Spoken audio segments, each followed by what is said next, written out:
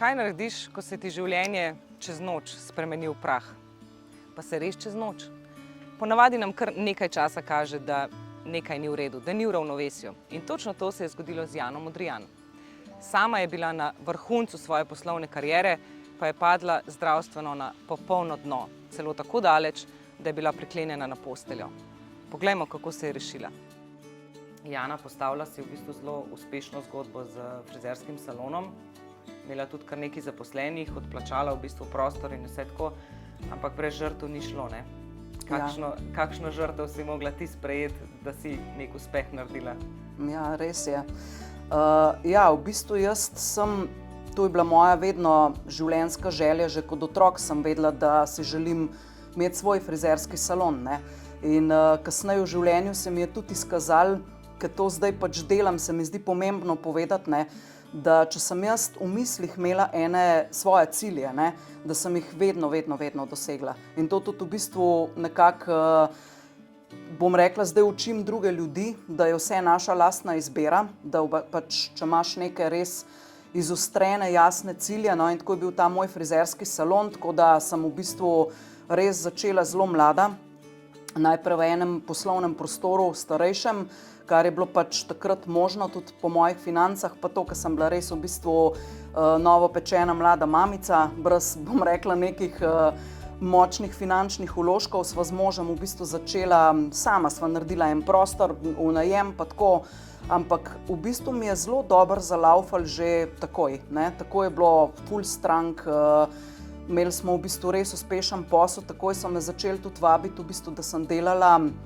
na odrih, na televiziji, potem je to zgodba peljala tako, da sem se jaz tudi nekako izšolala oziroma podjetje, s katerim sem poslovala, me je izšolalo, da sem delala tudi na odrih v tujini, druge frizerje sem šolala, na televiziji sem imela kakšne oddaje, so me povabili pa tako. In potem v bistvu mi je ratal tisti prvi salon premajhan in smo šli v bistvu samo v ta salon, ne. Zdaj ta salon je v bistvu sam po sebi že kar velik, ne, kar za sabo potegnil v bistvu tudi ogromno enih stroškov, ne. Pa v bistvu bila je potreba po delu taka, da sem jaz v bistvu pol kar naenkrat imela v enem, bom rekla, najboljšem momentu 7 ljudi zaposlenih in smo res na veliko delali, ne. In mogoče bi jaz zdaj že na tem mestu kar povedala, da sem jaz imela en vzorec, ne, ki me je mogoče v življenju zelo veliko tudi stal, ali kako bi rekla, ne, da ne vem, če bi tako rekla, da brez mene nič ne more iti, no, to v bistvu se zelo tako samovšečno sliši, ampak mogoče bolj na ta način, da jaz enostavno moram, da noben drug ne bo tega naredil in da jaz moram, ne. Kar je za sabo potegnilo seveda, da sem jaz doma imela majhnega otroka, ne, družino, hišo smo doma delali, takrat je bila tudi moja mami ful bolna, jaz pa cele dneve delati, od jutra do večera, ne. In hočeš nočeš se ti počasi začne poznati, ne, nekje, ne. In meni se je potem začel že kmalu, ko sem sem gor v ta salon prišla, pojavljati ena grozna utrujenost, ampak to je res taka utrujenost, da jo ne moreš tako opisati, ne.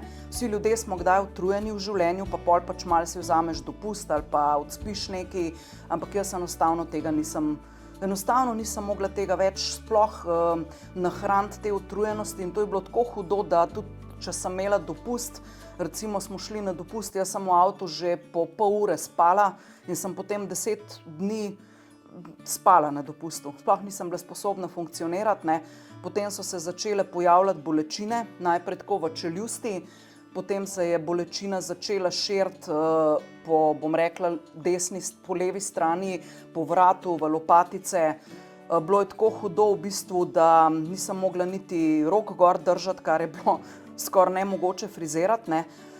Ampak jaz še nisem spustila. Tako da v bistvu mogoče si danes želim to zgodbo podeliti, kako sem jaz takrat svoje telo zlorabljala v bistvu zato, da upam, da nihče drug tega ne bo počel, oziroma če kdo slučajno počne, naj se zelo zamisli, ne, ker kaj smo ljudje v bistvu sposobni, ker ne obvladujemo svojega uma, ker nam nekaj govori, ne, kar v bistvu na nek način ni prav, ampak mi ne znamo drugačne. sem jaz prihajala domov zvečer v hudih bolečinah, ful utrujena in ker pač sem vedela, da moram drug dan spet v bistvu iti, ne, in da rabim spanec, ki ga pa ni bilo, zaradi tega, ker tebe toliko boli, ker si toliko utrujen, enostavno ne spiš, ne. In jaz več mesecev nisem spala v bistvu in to ne moreš več funkcionirati, ne. Ko sem domov prišla, pa mi je še zmeraj malo s cmokom v grlu o tem govoriti, ker je res grdo do sama sebe v bistvu, ne, ampak tako je bilo in si želim, da svet to sliši, zato ker je ogromen tega v bistvu zunaj se to dogaja, ne. Jaz sem v bistvu pojedla nekaj protibolečinskih močnih tablet, pa čez mogoče 2 deci vina spila, nekega alkohola. Pa se pravim, težko mi je o tem govoriti, ker meni alkohol absolutno nikoli ni bil neka izbira. Tudi protibolečinske tablete, ne, jaz živim zdaj že več kot 10 let vsak dan z bolečinami, zaradi moje diagnoze, ki se je potem zgodila fibromialgija, ne, ampak nikoli ne jemljem protibolečinskih tablet. Tako da to, kar sem povedala, da sem jaz delala, to je bilo čist izven tega, kar jaz v resnici sem, ampak nisem zmogla in niti znala takrat drugače, ne. Seveda nisem nehala s tem, šla sem čez vse, tako se mi je potem zgodila ena zadeva, ker me je že vse matralo, so me na nekaj pregledov poslali in sem v enem trenutku aprila 2014, ne bom nikoli pozabila tega trenutka, v Ljubljani imela eno prometno nesrečo. V bistvu se mi je zgodilo, da sem se v Ljubljani na Linhartovi cesti izgubila. Meglo sem doživela totalno, sploh nisem vedela, kje sem. Za trenutek sem se ustavila na avtobusni postaji, poklicala moža, on mi je pač potem sugeriral, kam bi mogla iti, ne. In ker sem bila v takem stanju, sem v bistvu brez nekega, da bi pač se prepričala, zapeljala na cesto in doživela kar hudo prometno nesrečo, sem nekoga izsilila, no. V bistvu sem imela ful srečo takrat, jaz skoraj da nisem bila poškodovana, avto pa čist v bistvu, tako da če ne bi imela tazga avta, so takrat rekli, da najbrž me ne bi bilo več, no. Ampak to je bilo, bom rekla, prvo tako res ekstremno opozorilo vesolja, ne. Jaz sem potem padla dol, odpeljali so me v bolnišnico, tam mi je zdravnica rekla, da z mano nekaj ni v redu, prav nekaj ni v redu s tabo, ampak jaz sem klicala v salon, sem rekla, zadržite mi stranke, jaz čez 2 uri pridem, ne, prenaročite jih, ne, mislim, to govori o tem, ne, kako sem jaz mentalno funkcionirala, ne. Ni pomemben, kako sem jaz, ne, sploh ni pomemben, jaz se bom pobrala, nekdo me bo peljal do Logatca, da bom šla jaz v salon in bom frizirala, ne. No, ampak od tistega trenutka potem jaz 3 leta nisem stopila več v ta salon, da bi delala. Takrat sem se sesula v prafaktorje. Delali so mi pol v bistvu še po 2 dnevih punkcijo iz hrbtenjače, ker so sumili, da bi lahko mogoče zaradi vseh teh bolečin in vsega tega, kar se mi je dogajalo, da bi lahko mogoče imela borelijo. In ko so mi šli z iglo v hrbtenjačo, sem jaz v bistvu padla skupaj, bolečine so bile neznosne, tako da jaz v bistvu enostavno nisem mogla zavesti obdržati, ne. Potem so me sicer spravili k sebi. Spomnim se še, ker so me dali takrat iz bolnice pol, kako sem, mož je šel po avto, kako sem tavala tam po hodniku, v bistvu komaj, da sem prišla do tega avta, potem sva se naložila v avto in ko sva se pripeljala domov v Logatec, jaz več nisem mogla stopiti na noge.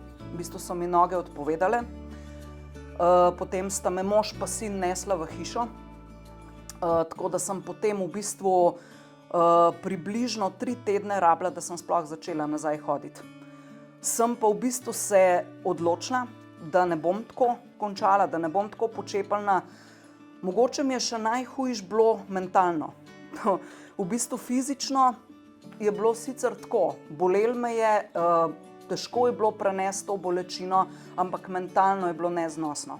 Jaz sem bila prej polna življenja, že prej na začetku sem omenila, da sem delala na televiziji, na odrih, tukaj sem organizirala milijon enih dogodkov, tudi tukaj v Logatcu smo sodelovali na vseh in pa tudi drugje po Sloveniji in v tujini na raznih modnih revijah, raznih stvareh in že po karakterju sem bila jaz taka zelo vesela, povsod me je bilo polno, vedno okrog sebe ogromen ljudi in potem tuf in se je to zaključilo.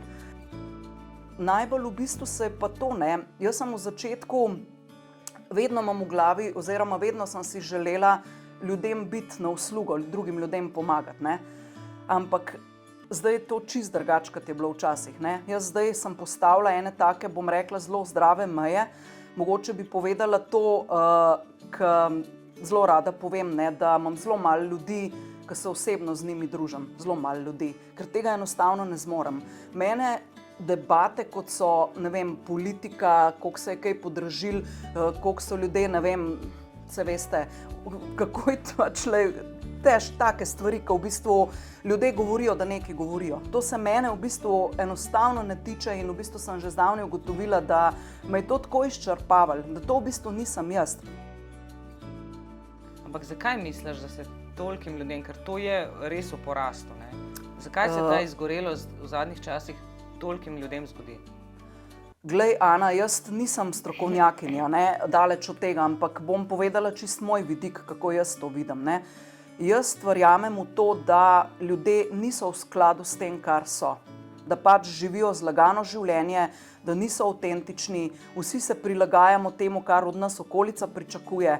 V bistvu počnemo to, ne vem, da smo pred drugimi lepi, prijazni, da v bistvu smo na uslugo drugim ljudem in vedno pozabljamo nase. Ne samo nase, pozabljamo tudi na svoje najbližje ljudi. Velikokrat v bistvu svoje družine zaradi tega zanemarjamo, svoje otroke, ker je lažje reči svojemu nekomu, ki ga imaš ful rad, ti počakaj, ne, zato da bom tistemu nekomu naredil uslugo. Ne. In jaz verjamem, da ta izgorelost, ne, prihaja danes sploh zaradi tega, ker res delamo nek sistem, ki je že zdavnaj zastarel, pričakuje od nas. Ne? In ne živimo v skladu s tem, kdor smo. Zelo težko ljudje grejo po cesti ali pa, to se tako reče, z nekom pogovarjajo, se komunicirajo, pa v resnici povejo, kdo so v resnici. Meni se je v bistvu skanaliziral potem skozi to moja bolezen in skozi to, kar jaz počnem, en program Prebojena, ki ga delam v bistvu tako, kar malo bolj dolg je, v bistvu traja 8 tednov, 9, včasih tudi 10, zato ker kdaj se na kakšni točki ustavimo, ne gre toliko hitro čez. In delamo v bistvu z ljudmi to, da gremo vase, da res ugotovimo, kdo v resnici smo. Jaz sem ful oboževala frizerski poklic, še danes ga imam neskončno rada in vem, da je to ena moja začetna pot, ker tukaj sem se pogovarjala z ljudmi, jih poslušala, točno to sem počela, tudi zdaj počnem, ampak nisem znala v bistvu tega na pravi točki ustaviti. Pa ljudem dati nazaj to žogo, ki jo danes rabijo, v bistvu, ki jo danes lahko dam, ne? Tukaj se ustavi, tukaj greš predaleč, zakaj zlagano živiš? Ampak kako v današnjem svetu, veš, prej sva govorili, ko imaš kredit, ko imaš neko finančno stvar, ki jo moraš rihtati, si ti v nekem strahu v bistvu stalno, ne? In ti delaš to, kar se pričakuje od tebe, da boš odplačeval, da boš zgleden državljan, da boš delal to, kar ne moraš delati, ker če ne delaš, a ne. Mislim, kako če človek to presekati? A veš, Ana, zdaj si me vprašala točno tisto, kar je pa druga moja, bom rekla, specialiteta, ne vem, če lahko tako rečem temu. V bistvu jaz sem se potem res osredotočila na to, da začela delati coachinge v bistvu, ne. Sej jaz imam kar nekaj izobrazbe, jaz sem se že prej vsa leta, že kot frizerka so me šolali, da sem znala delati z ljudmi normalno, a ne. Sploh, če sem delala na televiziji na odru, druge frizerje šolala, pa tako, ne. In takrat sem tudi ugotovila, v bistvu, če po pravici povem, no, zdaj bodo se tisti ljudje, če bo kdo gledal, ki me poznajo od otroštva, rekli, to si ti že delala, ko si se rodila. Sem se pogovarjala z ljudmi in sem v bistvu znala tisti z njih ven potegniti, ne. In jaz vem, da je to moje poslanstvo. In sem res hvaležna za to, da me je vesolje ali pa kakor kdo reče, ne, opozorilo, da nisem na pravi poti, da zdaj to delam, ne. In te finance, ki si jih ti zdaj omenila, ne, ja, seveda ne, sej drugače te ne bi pripeljali nič v izgorelost, ne. Mogoče, da se zelo majhen procent ljudi najde, ki so res toliko čustveno, bom rekla, zaradi nekih bolezenskih težav ali pa zaradi ljubezenskih ali pa zaradi, bom rekla, nekega žalovanja, nekih odhodov ljudi na drug svet, pa tako, ne. Ampak večinoma ljudje v bistvu izgorijo, ki imajo take finančne težave oziroma te stiske, ne.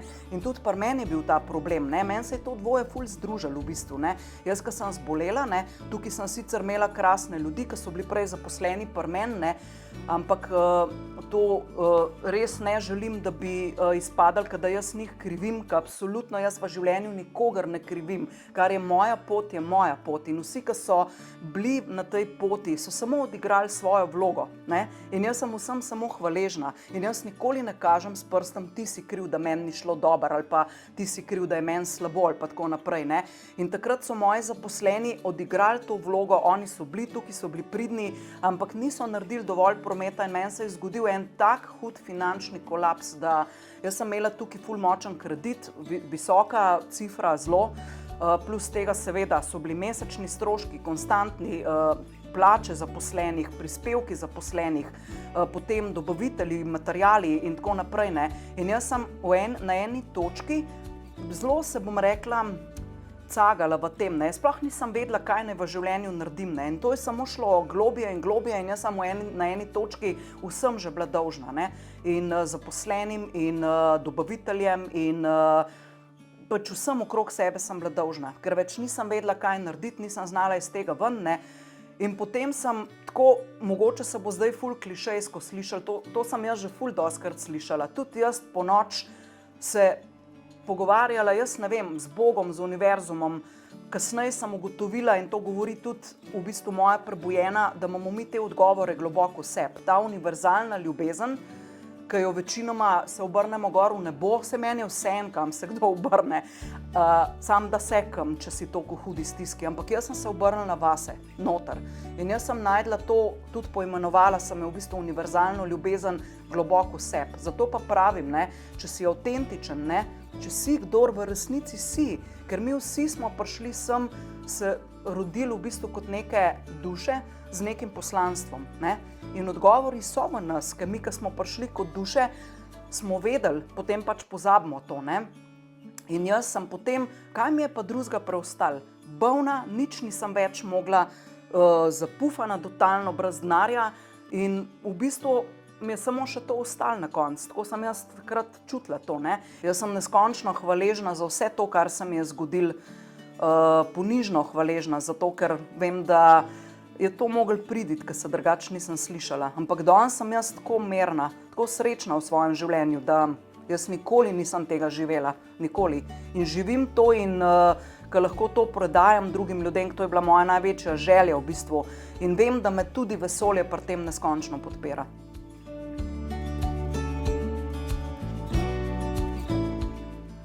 V življenju imamo vedno možnost izbire. Izberemo lahko, na kakšen način bomo živeli. In ravno to dokazujejo zgodbe izjemnih in močnih žensk. Če imaš tudi ti takšno zgodbo, ki lahko inspirira koga drugega ali pa mu samo pokaže pravo pot, potem nam piši, spodaj je vse zapisano. Sicer pa si zapomni eno stvar. Vedno si najmočnejša takrat, ko pokažeš svojo šibkost.